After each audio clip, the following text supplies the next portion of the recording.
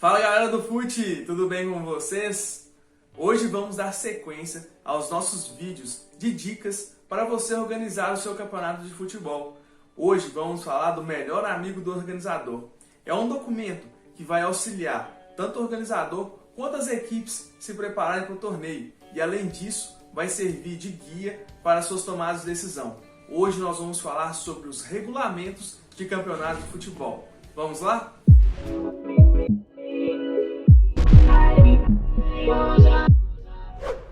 Vamos lá então, pessoal. O que é o regulamento? O regulamento é um documento de normas e regras do seu campeonato. Ele normalmente está acima das regras do jogo, né? Do que acontece dentro das 4 linhas, porque isso não tem como muito alterar, né? São as regras do futebol e você já está cansado de saber como que funciona. Mas o regulamento ele deve estar acima dessas regras de jogo, ou seja, ele vai falar sobre alguns termos como atrasos de jogos, as normas de inscrição, as suspensões do campeonato, motivos de exclusão. Então ele deve abordar toda a estrutura e auxiliar as equipes a se programarem para o torneio e o organizador a ter as suas tomadas de decisão. Então não adianta ter um torneio aí com muita grana, né, muitos patrocinadores, se você não tem um regulamento muito forte. Ou seja, você tem que abordar tudo que é ponto de dúvida naquele seu torneio.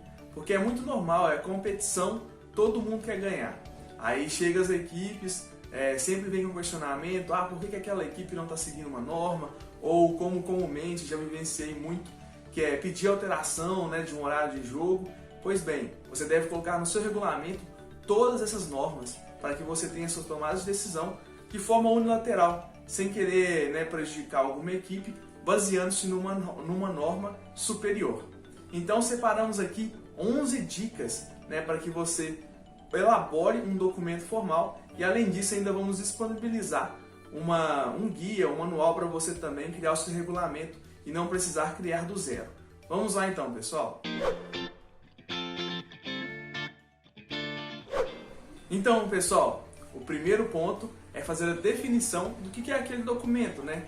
Igual em contratos, como a gente pode ver o objeto do contrato, é a definição formal do que se está se tratando aquele documento. Ou seja, regulamento, a modalidade do torneio, o nome do torneio, a quantidade de equipes que você vai colocar, geralmente vem tudo na definição.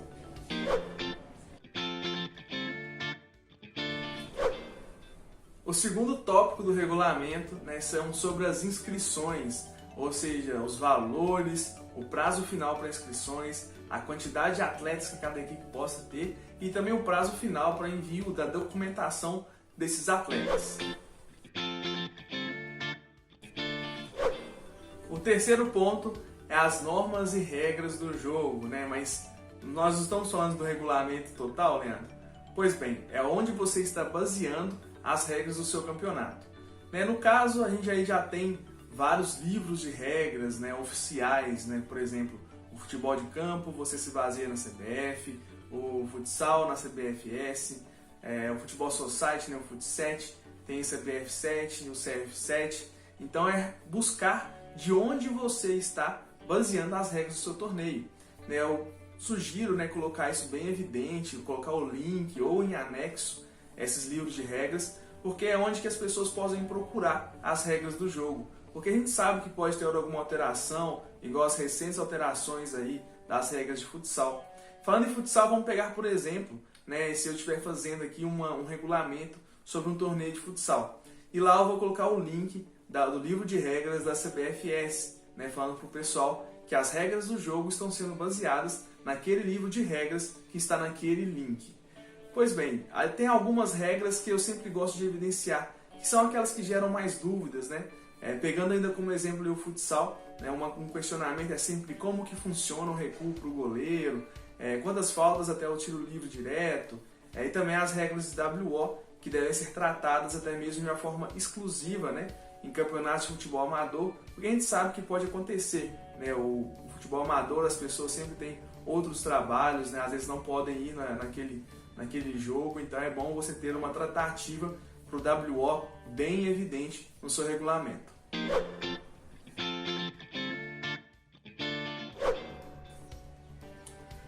O quarto ponto é sobre a organização do torneio.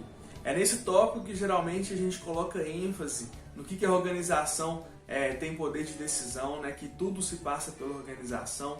Também onde se reitera que o regulamento é o documento oficial daquele campeonato, ou seja, ele está acima, né, de livros de regra. O primeiro ponto para se tomar uma decisão se baseia naquele regulamento, e também onde que se fala os documentos que são aceitos, né, para registrar um jogador ou para o jogador entrar naquela competição.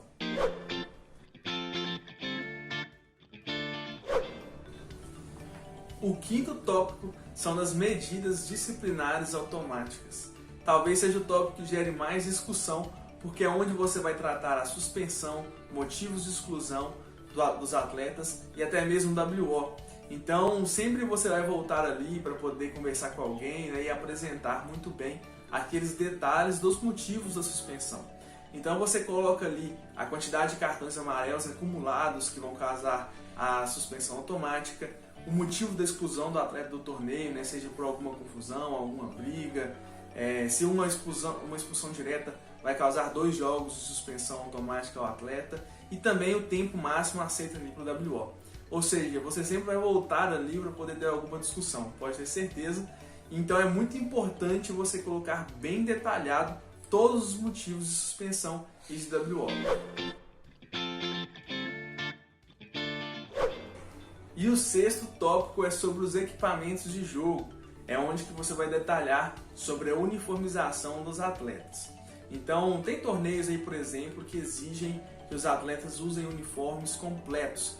Outros torneios amadores, né, não fazem exigências dos calções e dos meiões, aceitam cores predominantes, porque sabe que tem algumas equipes que têm dificuldade de conseguir patrocínio para ter o uniforme completo.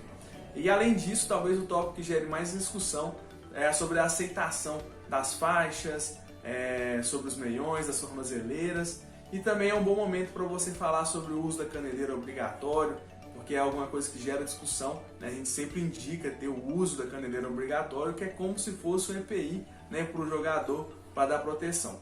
Então geralmente você coloca todos os detalhes que tem a ver com a uniformização dos atletas.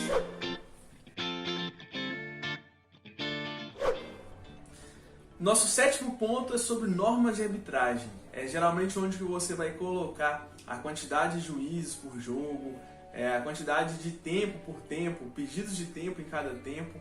Então é onde que você vai tratar todas as normas, né, que os árbitros vão poder passar. E novamente até mesmo já reforça ali qual que é a norma de arbitragem em relação ao WO. Novamente sempre pegando o ponto WO, porque é causa comum nos campeonatos de futebol amador.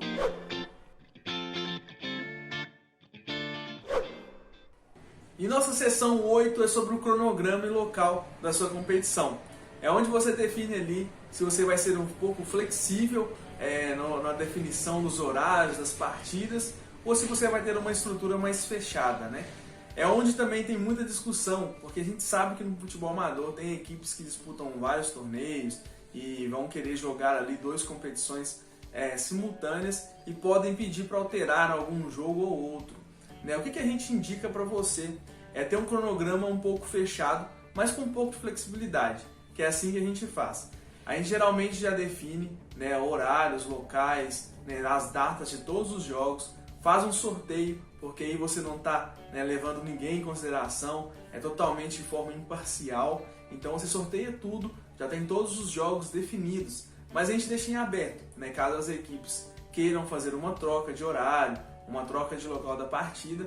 Se ambas as equipes concordarem e a organização também estiver de acordo, né, porque às vezes você vai precisar consultar ali a quadra que você está fazendo, né, dependendo da sua modalidade de competição, se o campo vai estar disponível para alteração, então tem toda uma aprovação. Mas ambas as equipes em disputa, elas conversam entre si para ver se concordam com a alteração do jogo, e você também faz uma análise, ver se é viável. Então aí você pode fazer a alteração do jogo. Isso, igual novamente a gente falando, é uma forma de até mesmo proteger um pouco o organizador, porque a gente sabe que se você deixar de toda forma flexível mesmo, né, vai ter sempre as equipes te questionando se podem ou não alterar aquela horário da partida. Então é muito bem você ter bem definido o que você vai querer para o seu torneio. E o nosso nono item é sobre o sistema de disputa da competição. É onde você vai definir, né, se vai ser fase de grupos, mais classificação, se vai ser somente pontos corridos ou somente mata-mata.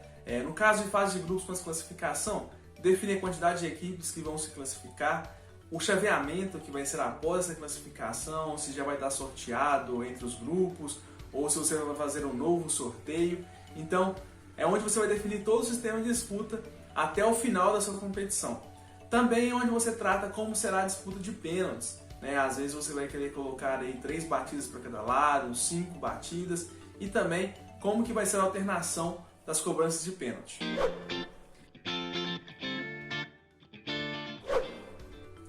E agora o nosso camisa 10 do regulamento, que talvez é onde as equipes mais olham, os atletas, que é sobre a premiação da competição. Se vai ter alguma premiação em dinheiro, qual vai ser os prêmios individuais. O pessoal gosta muito de saber aí se vai ter artilheiro, melhor jogador, melhor goleiro. Então você define tudo isso dentro dessa seção.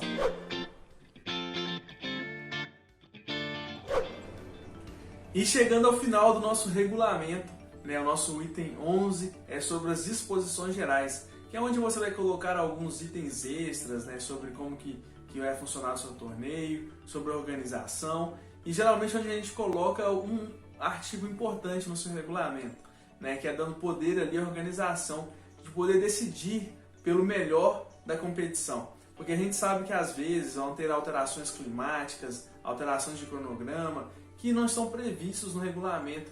Então é onde que você vai falar do poder da organização, de poder alterar algum artigo, principalmente aí quando a gente se trata de cronograma, mas sempre pensando nas melhores condições para as equipes. Então é isso, pessoal, esses foram os 11 itens básicos aí para você criar o regulamento da sua competição. Se você acha que tem algum item ainda que a gente possa acrescentar ou dar alguma dica aí pra gente, para deixar o regulamento ainda mais forte, por favor, deixa aqui nos comentários. Já para você que está iniciando a sua jornada aí, não quer fazer um regulamento zero, quer ter algumas dicas básicas, nós preparamos um arquivo em Word para você baixar. É só acessar o link que está aqui na descrição. E se você gostou do conteúdo de hoje, deixa aí o like, se inscreve no nosso canal e também compartilhe nas redes sociais para que a gente alcance cada vez mais pessoas. Por hoje é só. Temos mais vídeos aí preparados de dicas para você organizar a sua competição. Muito obrigado e até mais!